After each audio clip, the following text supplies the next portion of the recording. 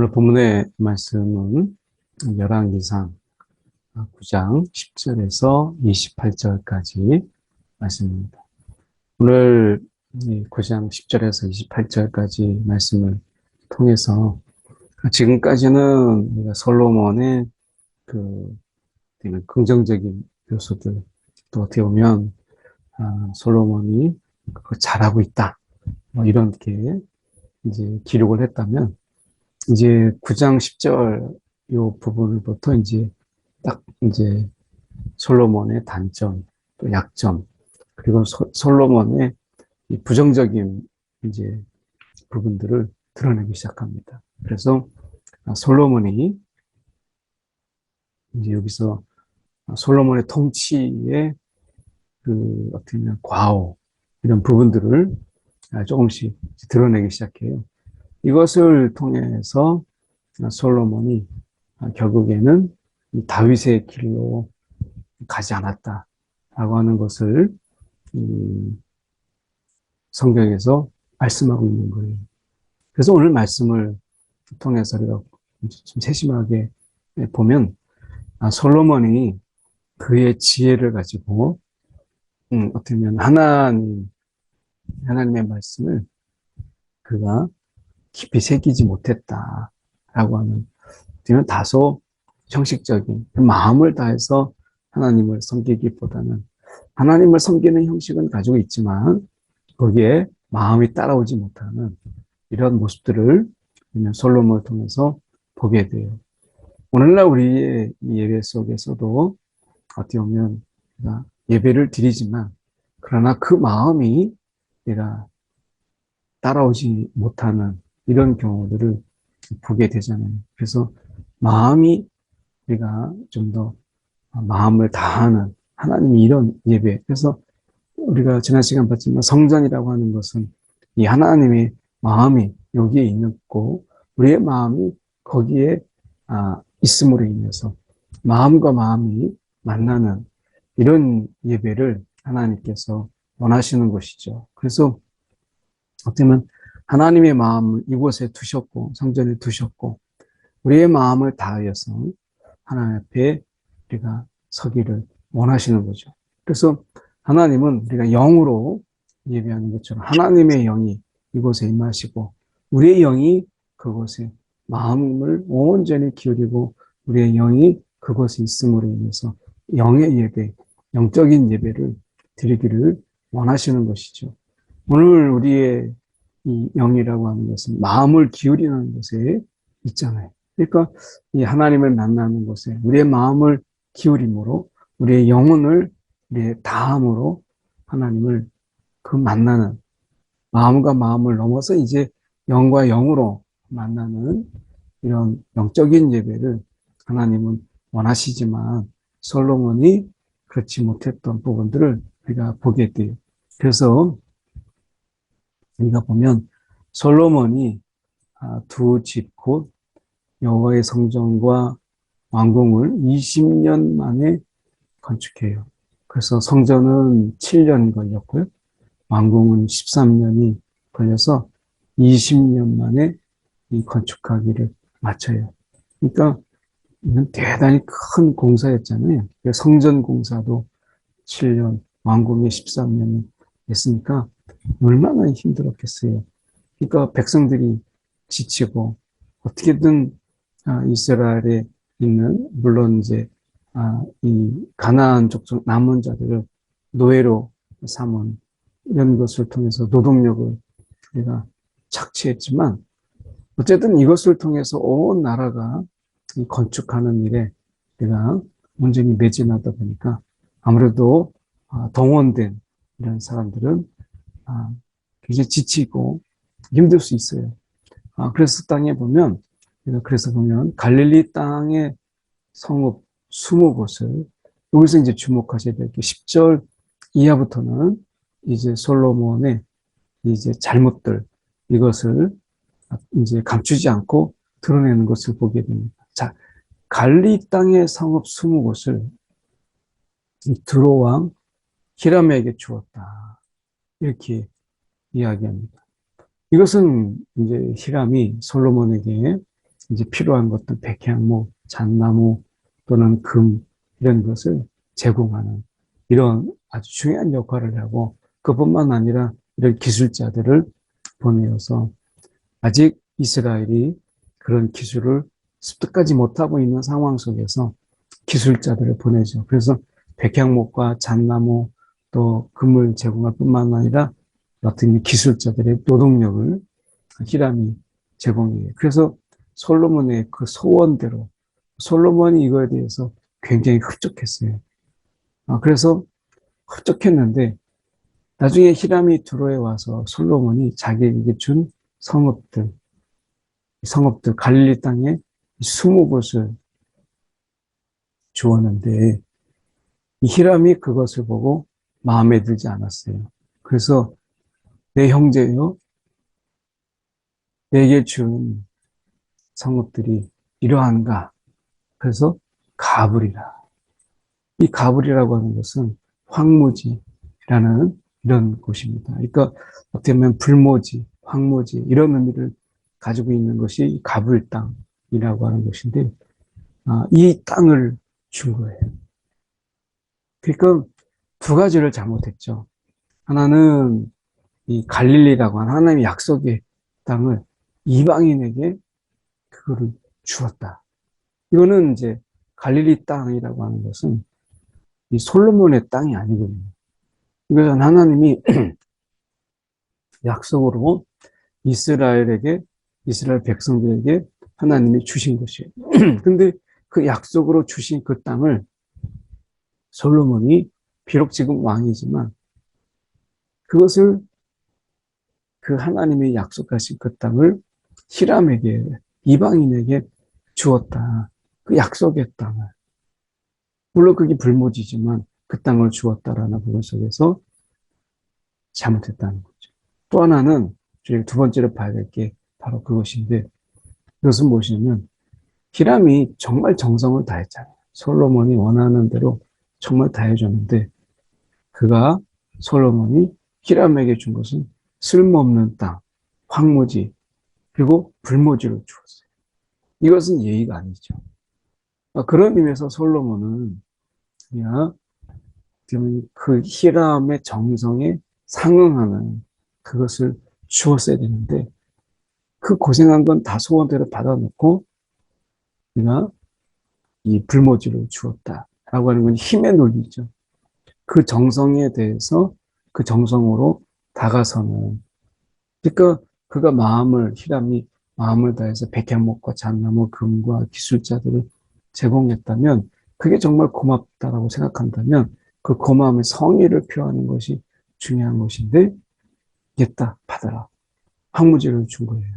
그러니까 이것은 이 솔로몬이 얼마나 이 잘못하고 있는가 어떻게 보면 감사할 줄 모르는 그런 모습이죠. 지금 여기서 보면 이 땅을 줘서는 안 되고요. 그리고 땅을 주지 말고 다른 어떤 성의를 표시하고 마음을 전달하는 부분이 필요한데 땅을 주었고 그게 황무지였어요.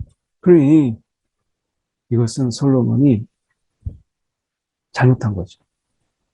그 솔로몬의 그 마음의 그 옹졸함 그리고 어떻게 보면 감사할 줄 모르는 그런 모습을 우리가 보죠. 이 부분을 지금 이제 열왕기상 저자가 이야기하고 있는 거예요.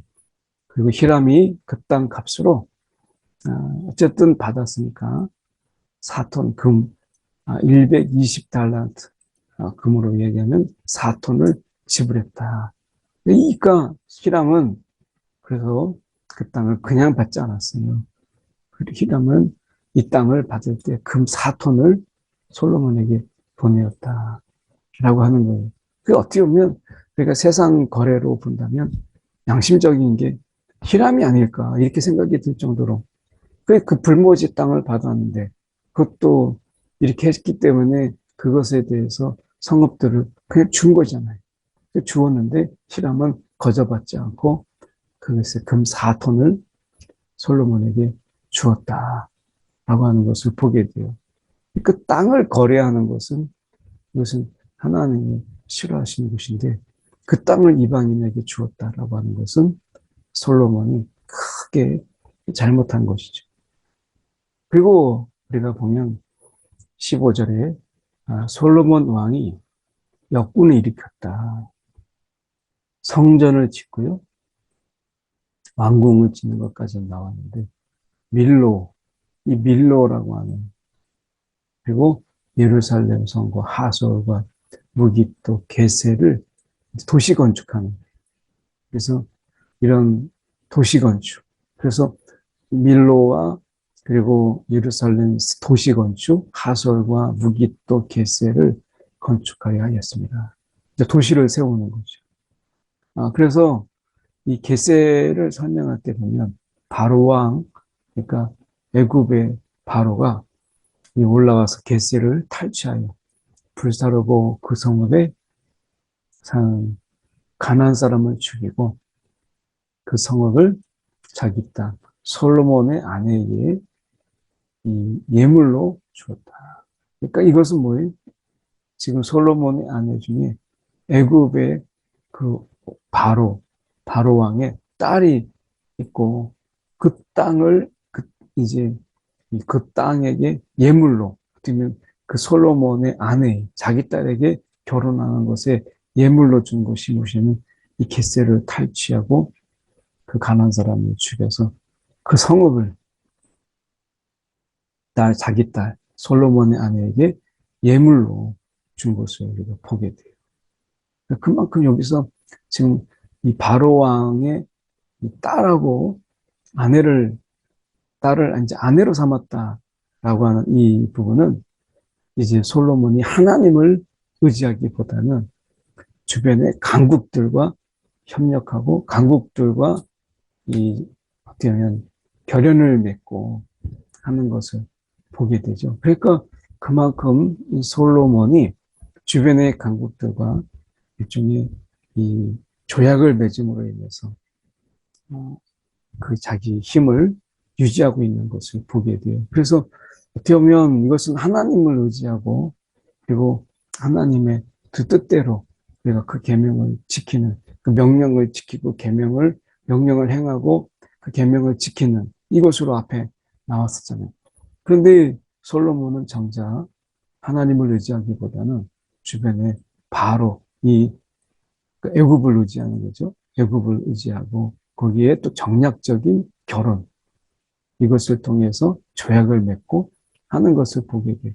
이런 정략적인, 자신의 지혜로 인해서 정략적인 이런 어떤 이 계획을 세우고 자기 나름대로의 머릿속에서 정략적인 전략을 세우죠. 근데 하나님은 정말 단순하게, 정말 하나님의 그 단순한 믿음 속에 그냥 하나님을 믿고 의지하기를 바라지만 솔로몬은 굉장히 자신의 머리를 굴려서 지금 애굽과 이제 어떻게 보면 정략적인 이런 접근. 그래서 결혼은 하나의 그 방법이었죠, 당시에. 그래서 바로 왕의 딸을 내가 아내로 주고 그것을 예물로 주었다. 이렇게 되어 있습니다. 그래서 이 겟셀과 이 베토론을 건축하고 바알락과 그 땅에 들어있는 다드몰과 그리고 자기에게 있는 국고성과 병고성, 마병, 이거 자기 친위 부대죠. 그래서 지금 보면 자기 모든 이제 이 금원부와 자기의 재산을 넣어둘 국고성이 필요하고 병거성과 마병의 성들을 자기 친위 부대들이거든요. 그래서 이 친위 부대들을 이제 있어야 될 이런 성들을 건축하는 거예요. 그리고 예루살렘과 레바논, 그거 다스리는 온 땅에 도시 건축하는 이런 건축을 하던 것을 다 건축하였는데 이 건축이 어마어마한 노동력이 필요했잖아요. 지금은 이제 기계화돼서 기계화지만 그래도 기계화해도 우리가 실질적으로 마지막에 중요한 부분들은 사람이 하는 거예요. 사람이 그 양을 맞추고 그리고 그 어떻게 보면 얼마나 말랐는가 그것을 우리가 보면서 건축의 단계를 다음으로 넘어갈 수 있는지 더 기다려야 되는지 모든 판단은 결국 사람이 하는 거거든요. 그러니까 이렇게 많은 당시의 노동 집약적인 사회 속에서 이렇게 많은 건축을, 도시 건축을 하다 보니까 어떻게 보면 사람이 노동력이 필요한 거죠. 그 노동력이 어디서 나왔느냐. 이스라엘 자손이 아닌 아모리, 헷, 프리스, 휘, 여부스 사람. 다 가나안 족속 사람들. 이 가나안 족속들 사람들 중에 남아있는 그런 사람들. 이스라엘 자손이 다 멸하지 못함으로 그 땅에 남아있는 그들의 자손들을. 그러니까 어떻게 보면 가나안 족속을 다 내보내라 이렇게 했지만 결국엔 그들은 자신의 노예로 삼기 위해서 노동력을 착취하기 위해서 그들이 애굽의 노예가 되었을 때 하나님이 이거 하지 마라.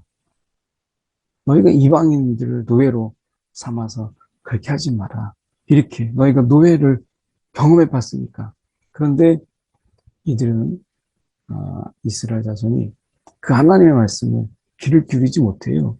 그러니까 아모리, 헷, 브리스, 이런 히위, 여부스 이런 사람 중에 남아있는 사람 다 멸하지 못함으로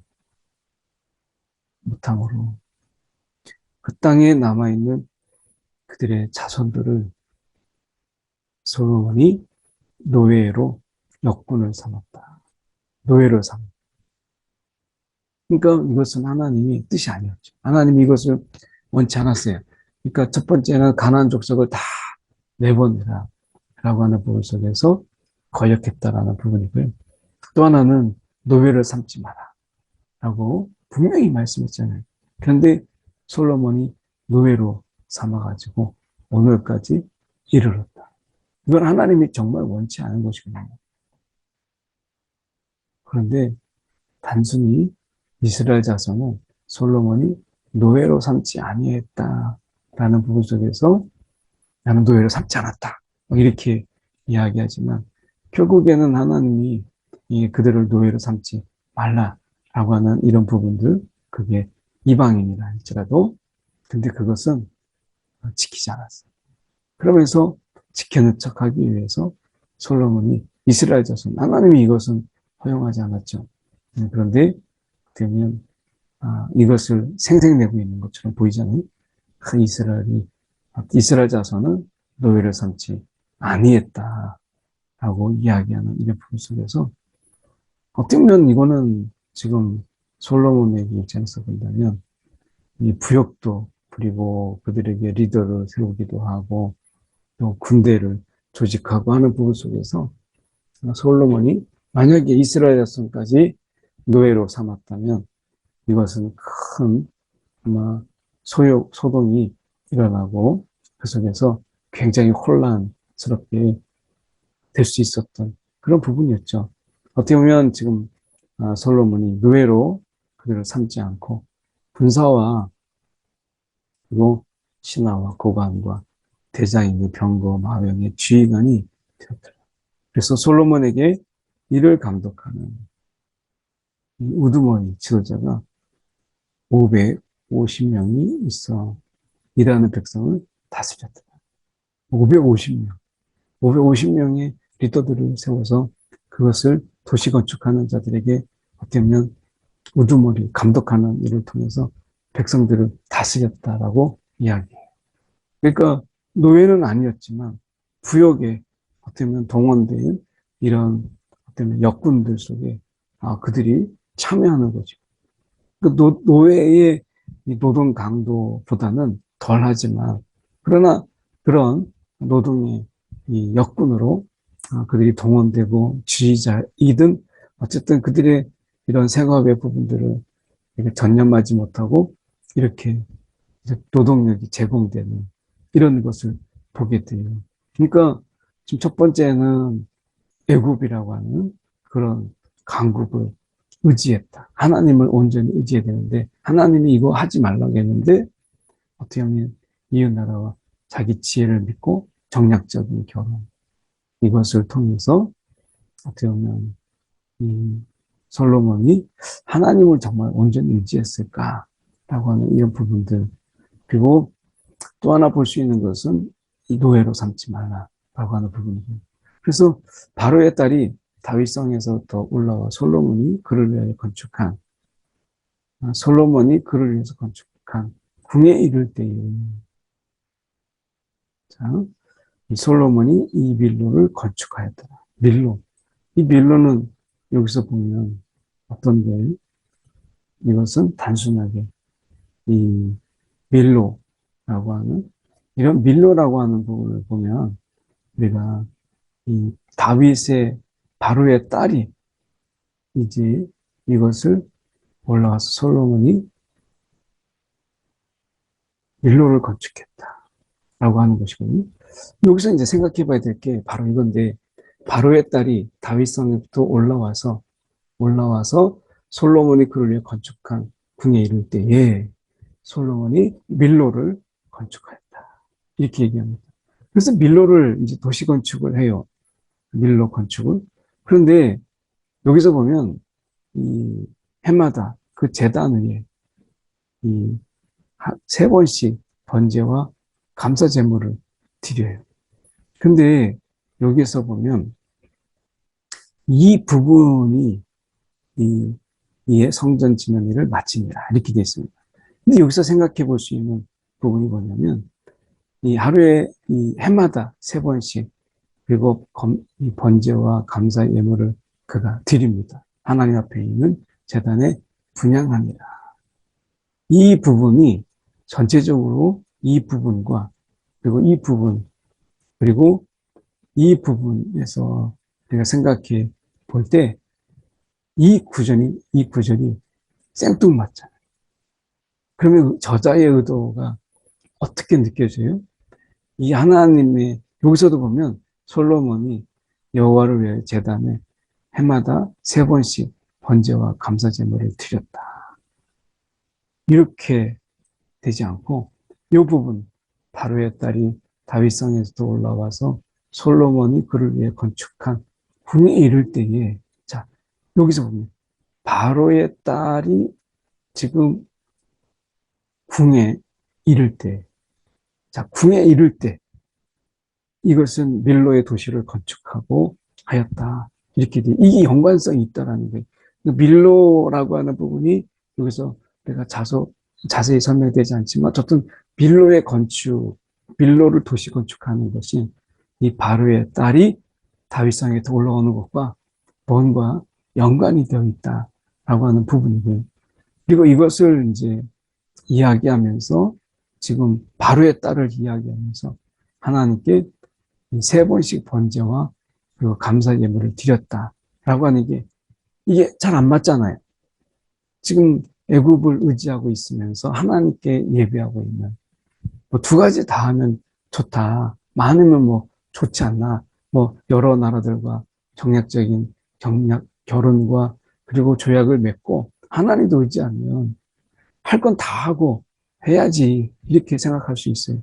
그런데 믿음이라는 것이, 우리가 지금 하나님이 많은 애굽들과 강국들 중에 하나에 속하는, 이렇게 취급당하는 거잖아요.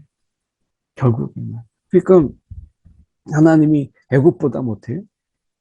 애굽과 그런 어떤 그 강국들을 의지하는 그런 속에서 하나님이 그 중에 하나라고 한다면 하나님을 이렇게까지 우리가 번제와 감사 이렇게 드릴 필요가 뭐가 있어요?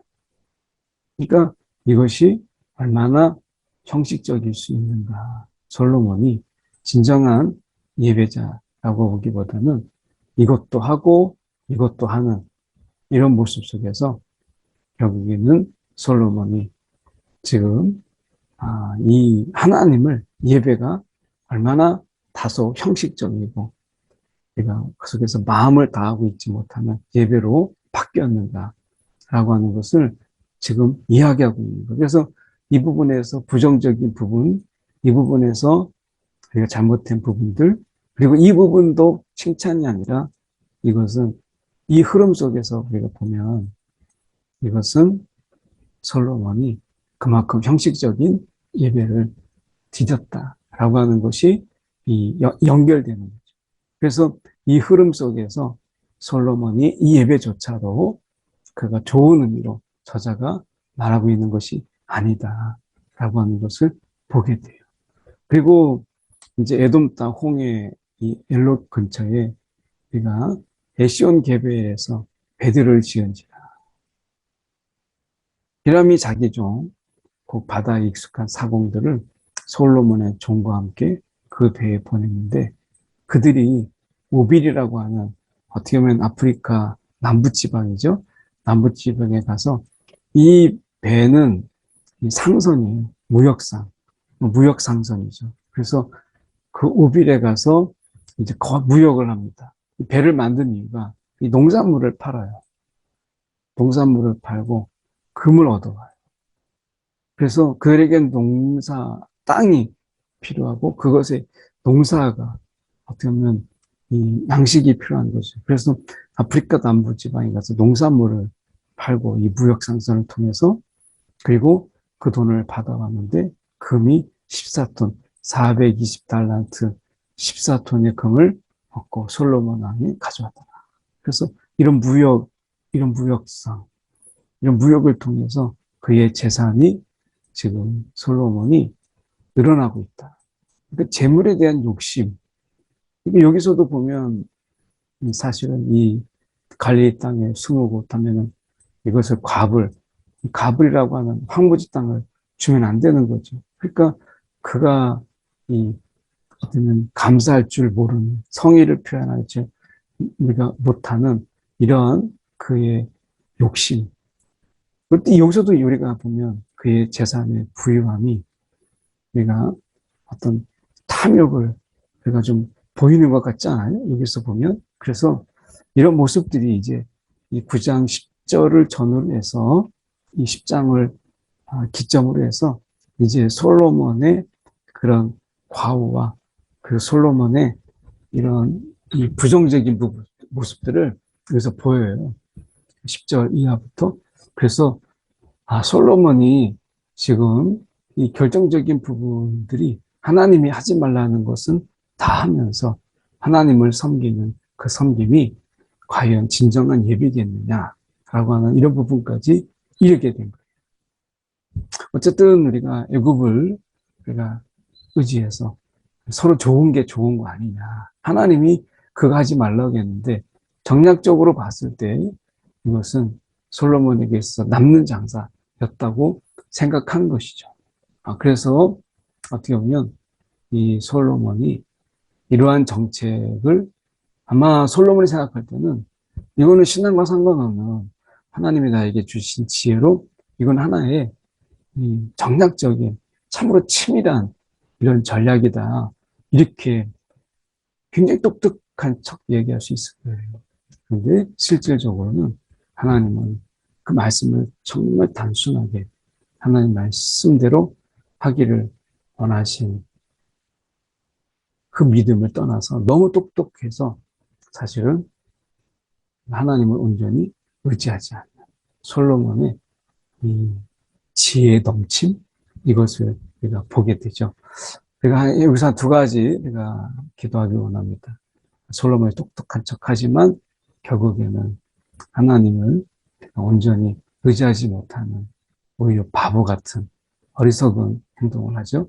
오늘 우리가 첫 번째 기도 제목 너무 똑똑한 믿음이 아닌 하나님을 우리가 온전히 순전한 믿음으로 우리가 믿게 하여 주옵소서. 우리의 믿음을 위해서 기도하시고 두 번째는 우리가 예배가 형식이 되지 않게 하나님이 하지 말라라고 하는 또 하나님이 금하신 것을 하지 않는 그런 믿음, 그런 예배, 우리가 그런 예배를 위해서 함께 기도하겠습니다. 믿음과 예배를 위해서 함께 기도합니다. 하나님 아버지 주님 이 시간에 기도합니다. 오늘도 우리의 믿음, 지혜, 하나님이 우리 가운데 주실 때 비로소 가능하다는 것.